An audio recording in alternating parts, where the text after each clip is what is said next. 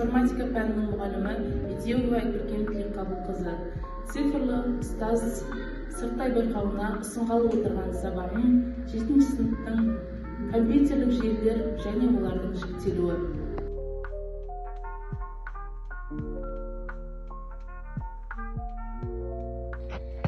Сәлеметсіздер ме оқушылар? Бүгінгі біздің өтетін тақырыбымыз компьютерлік желілер және олардың жіктелуі. Бүгінгі сабағымыздың мақсаты компьютерлік желілерді жіктеу. Ендеше балалар, сабағымызды әрмен қарай жалғастырайық. Желі ұғымы, компьютерлік желілер ұғымы сіздерге таныс па?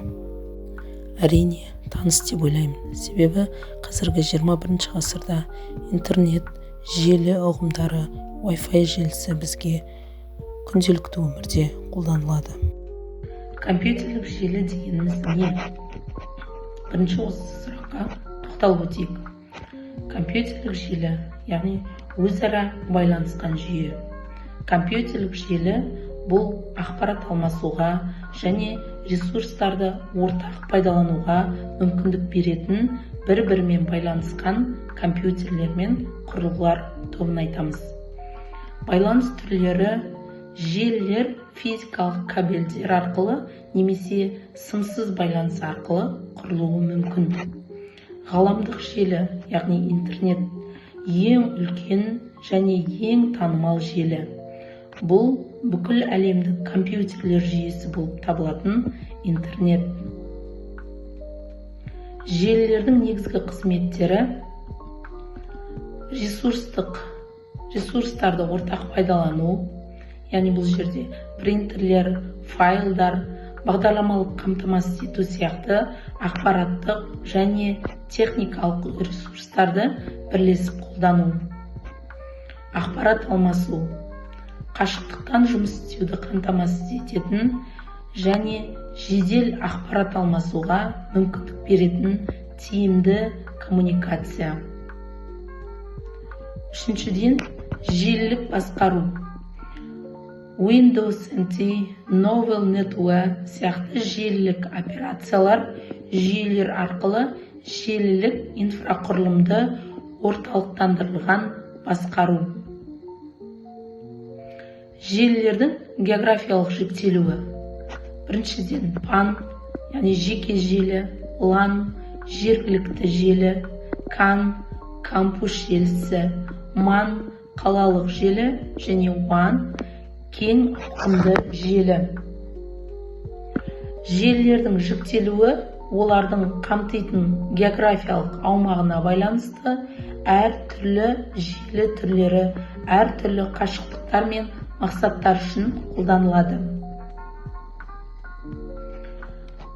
LAN жергілікті желісінің ерекшеліктеріне тоқталып өтетін болсақ, шектеулі кеңістік әдетте бір ғимаратта, офиста немесе шағын аймақта орналасады. Жоғары жылдамдық деректерді өте жылдам алмасуды қамтамасыз етеді. Және де жоғары қауіпсіздік басқарылатын орта болғандықтан қауіпсіздік деңгейі жоғары болады. Мысал ретінде, компания ішіндегі компьютерлер желісі мектеп немесе университет желісін айтуымызға болады.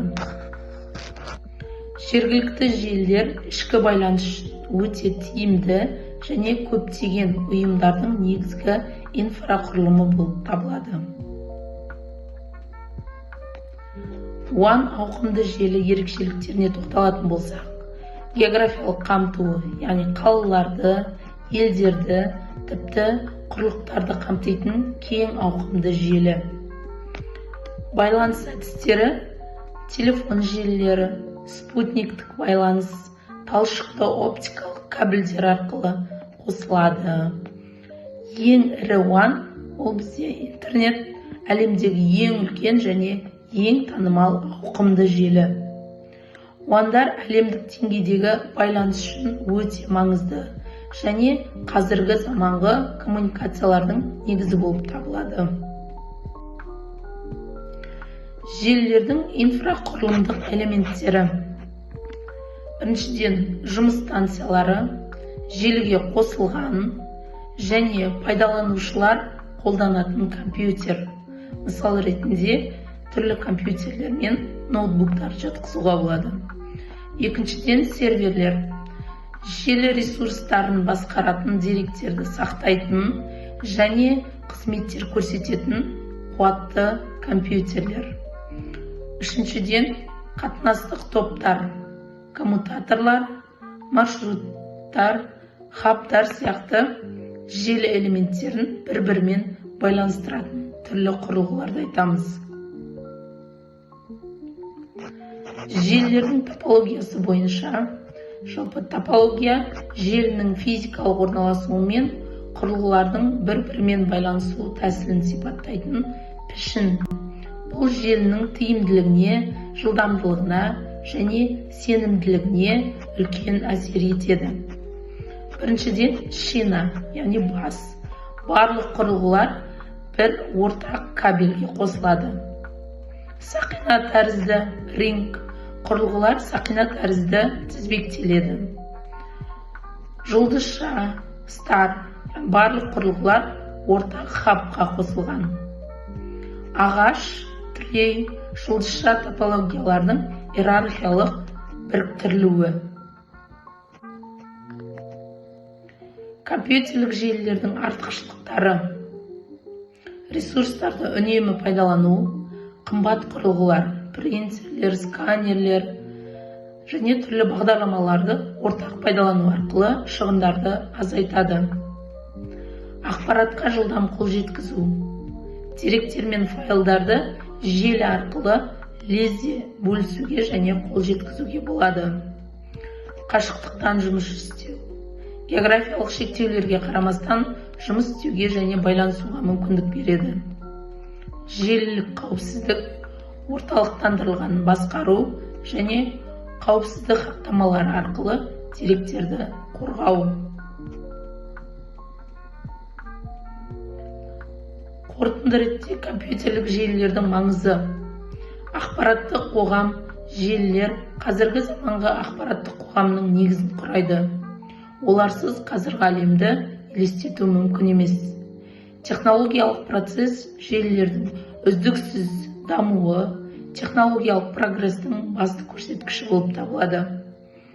Бизнестегі рөлі: бизнесте тиімділік пен бәсекеге қабілеттілікті арттыруда шешуші рөл атқарады. Білім және ғылым, білім беру мен ғылыми зерттеулерде ақпарат алмасудың негізгі құралы.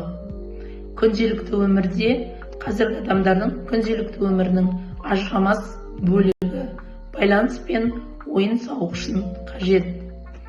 Компьютерлік желілер әлемді өзгертті және оның болашағын қалыптастыруда маңызды рөл атқарады. Оқушылар, келесі кезекте менен тоқтатып, төмендегі сұрақтарға жауап берейік. Бірінші, масштаб бойынша желі қалай жіктеледі? Екінші, бір рангілік желінің серверден қандай ерекшелігі бар?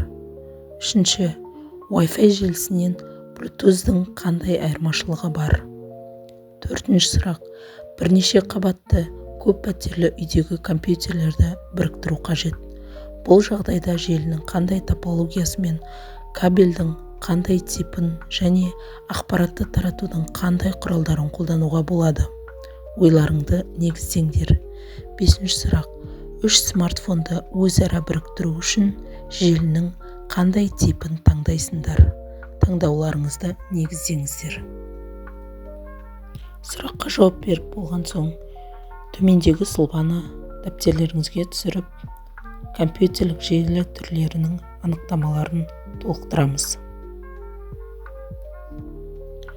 Келесі тапсырма: қолдарыңыздағы смартфондарыңызды пайдаланып, төменде берілген сілтемеге өтіп, Wordwall платформасындағы тапсырманы орындаймыз. Егер де сіз берілген тапсырмалардың барлығын жоғары деңгейде орындап шықсаңыз, онда жарайсыз. Егер қандай да бір қателіктер кетіп жатса, бейнені басынан бастап қайта қарауды ұсынамын.